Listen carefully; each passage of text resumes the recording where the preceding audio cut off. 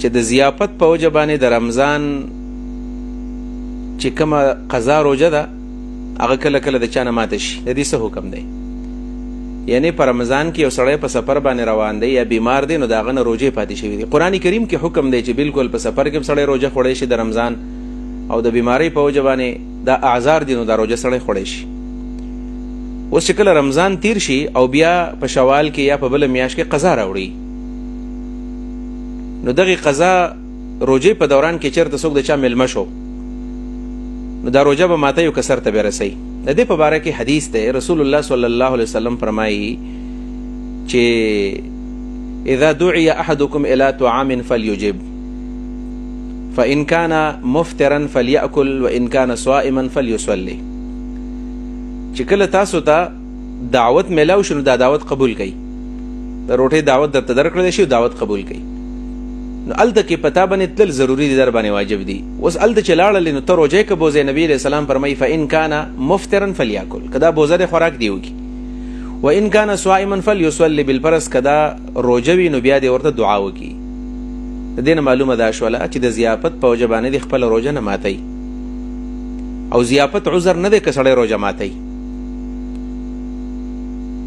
او د احنافو مذهب دا دی دا خو له قضا روژه ده او د قضا روژې پوره کول په ده باندې فرض دي. فعدة من ایام اخر، احناف علما خدا وایي چې که سړی عام نفلي روژه نیسي، ایام بیز نیسي، عاشوره نیسي، عرفه نیسي، یا نور ثواب دپاره نفلي روژې نیسي، مستحب روژې نیسي، او روژه کله د ونیولو پېشمني ته راپاسي او د خوراک یې بند کو، نو به دا اوس نه ماتوي بلکې دا به سر ته رسوي.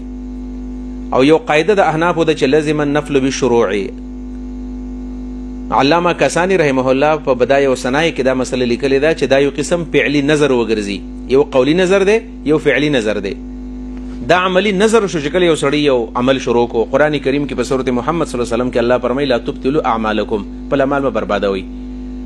او د احنافو اصول او د احنافو مذهب خدا دی چې نفلي روژه هم نه دي ماتول پکار، بلکې نفلي روژه که دې ماته کړله بیا د باندې فرض کېږي. په دې وجه باندې د ضیافت په وجه باندې سړی خپل روژه نه ماتوي. که دا د چا میلمه شوی دی او دا د رمضان روژه ده او دا به سر ته رسوي، بالفرض که دا د ضیافت په بنیاد باندې د رمضان روژه چې قضا راوړي، دا بالفرض که دا ماته دا بالکل ګناهګار دی، مکروه کار دی، لہذا دا د خپل روژه سر ته ورسوي. اگر چې د ائمه ثلاثه په دې باب کې رای دا ده چې عام نفلي روژه که سړی ماتول غواړي نو د ضیافت په وجه باندې ماتولی شي، خو کوم چې د رمضان روژې دي نو دا سر ته رسول پکار دي او دا نه دي ماتول پکار. یو بل سوال دی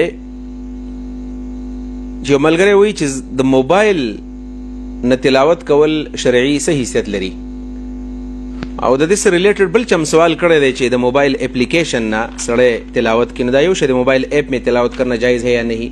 ایپ یا موبایل اپلیکیشن یو شی دی، د موبایل نه تلاوت کول جایز دی، د موبایل نه تلاوت کول جایز دی. قرآن کریم کې چې کوم اصول ښودلی شوي دي په دې کې بعضې مفتیان حضرات ډېر زیات سختی کوي. کوم اصول ښودلی شوي دي هغه اصول دا دي، الله فرمایي الذین یذکرون الله قیاما وقعودا وعلى جنوبهم. مسلمانان هغه دي چې دي په ولاړه باندې هم الله یادوي، په ناسته باندې هم الله یادوي، او په ملاسته باندې هم الله یادوي. لہذا د الله د یادولو دپاره د تلاوت دپاره یو خاص کیفیت نشته دی. په هر حالت کې د الله تعالی کتاب هم سړی ویلی شي او تلاوت هم کولی شي او ذکر هم کولی شي. اوس په مصحف کې سړی قرآن کریم تلاوت کوي نو ظاهره ده په هغې کې ثواب ډېر زیات دی، ځکه دا مصحف دا یو مقدس دی، دا د شعائر اسلام نه دی. نو قرآن کریم د کلاو کړی دی او په هغې کې تلاوت کوي نو ثواب یقینا ډېر دی. خو که په موبایل اپلیکیشن کې سړی تلاوت کوي نو د دې د عدم جواز او د ناجایز کېدو څه دلیل او ثبوت نشته. لہذا په قرآن کریم کې هم تلاوت جایز دی، په موبایل کې هم تلاوت جایز دی، او د هغې سره سره په یادو باندې هم تلاوت کول جایز دی. البته دا مسله چې د دې موبایل حیثیت د قرآن کریم دی او که نه دی، نو قرآن کریم نه دی، دا یو اپلیکیشن دی، یو سافټویر دی، نو قرآن کریم نه دی. بالفرض که تا کلیک کو نو تا ته به قرآن کریم راشي، الفاظ به راشي، عکس به راشي د قرآن کریم، او که واپس د کلیک کو اگین واپس به هغه لاړ شي، ختم به شي، په سکرین باندې به دا غایب شي. په دې وجه باندې قرآن کریم نه دی. نو هغه آداب کوم چې د قرآن کریم د تلاوت دپاره دی چې سړی به په اودس کې وي او بغیر اودس نه به دا قرآن نه رالي، لا یمسه الا المطهرون سورة الواقع کې چې الله تعالی فرمایي، نو هغه حیثیت د دې نشته دی. البته غوره خبره دا ده که د موبایل نه سړی تلاوت کوي نو کولی شي، غوره خو دا ده چې د هغې دپاره هم اودس وکړي او په ډېر بهترین انداز باندې د قرآن کریم تلاوت وکړي. بالفرض که دا بیا اودس هم دی موبایل یې کولاو کو او د موبایل په سکرین باندې قرآن کریم حروف رالل، کلمات راغلل، د قرآن کریم پیج راغی او دا تلاوت کوي، نو د دې د عدم جواز او داسې ثبوت نشته. لوی علما کرام دي چې هغوی په حرم کې ماباقي لیدلي دي چې د دې پاکستان نه غټ علما کرام تللي دي، په سعودي عرب کې هم دي. یعنی د ټول شرق او غرب علما په دې خبره متفق دي چې دا سره حرام او ناجایز کار نه دی. البته غوره کار یقینا چې قرآن کریم کې تلاوت کول دي.